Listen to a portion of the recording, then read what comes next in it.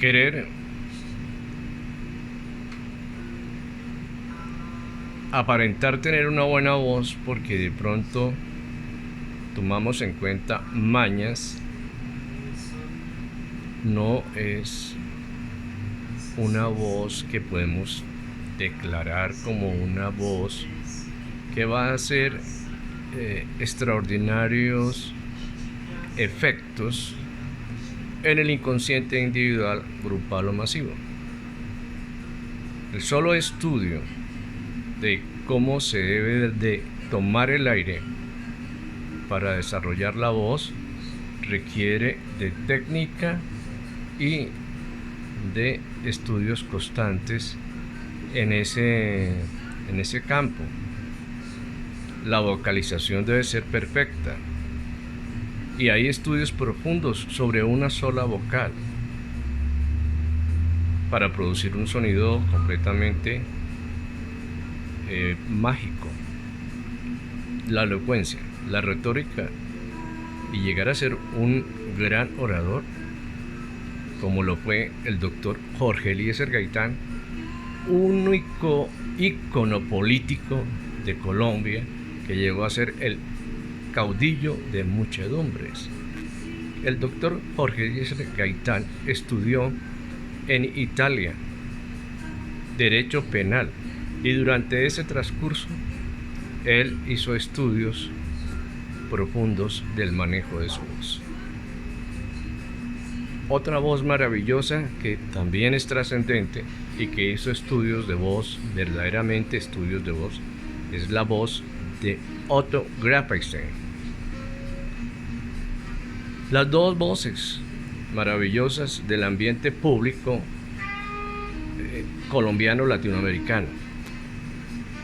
Entonces no pensemos que porque de pronto nosotros aprendemos alguna maña de la que nos hacen, de pronto nos dicen haga aquí y haga allá, con esa maña ya vamos a tener una voz exquisita. Eso no se va a lograr así. La voz se desarrolla con técnica y con el tiempo. Entonces, si queremos desarrollar la voz, debemos de estudiar profundamente todo nuestro camino del desarrollo de la voz.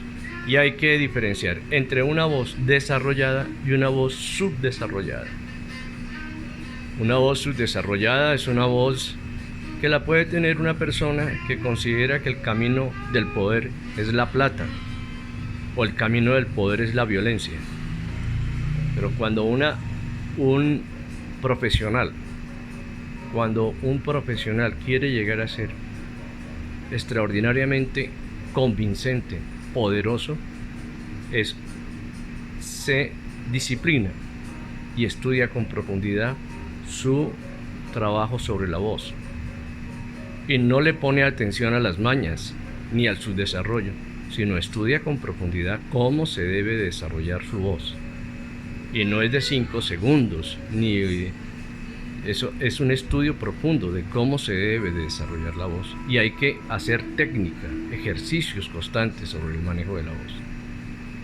Yo invito a los que son genios en el manejo del poder, en el manejo político, para que le den más oportunidad al poder de convicción y no a los caminos del manejo del poder desde la época más primitiva, que fue a través de la violencia. Nada más diplomático que ser un maestro del discurso, de la palabra, del movimiento, una persona experta en expresión verbal y expresión corporal. Y esos son los dos caminos del discurso perfecto. Ahí es donde tenemos que jugar, no jugar como siempre hemos jugado, a imponernos, a ridiculizar, a amenazar, a engañar.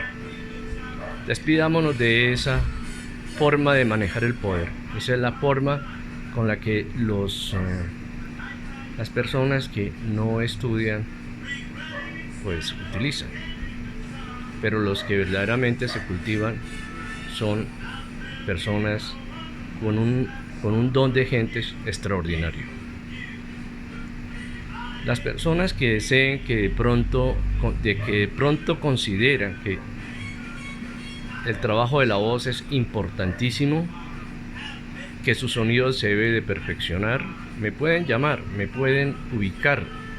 Ahora con el nuevo sistema de educación online, me pueden llamar al 316-8678-666 y comenzamos nuestro estudio foniátrico, la educación de la voz profesional.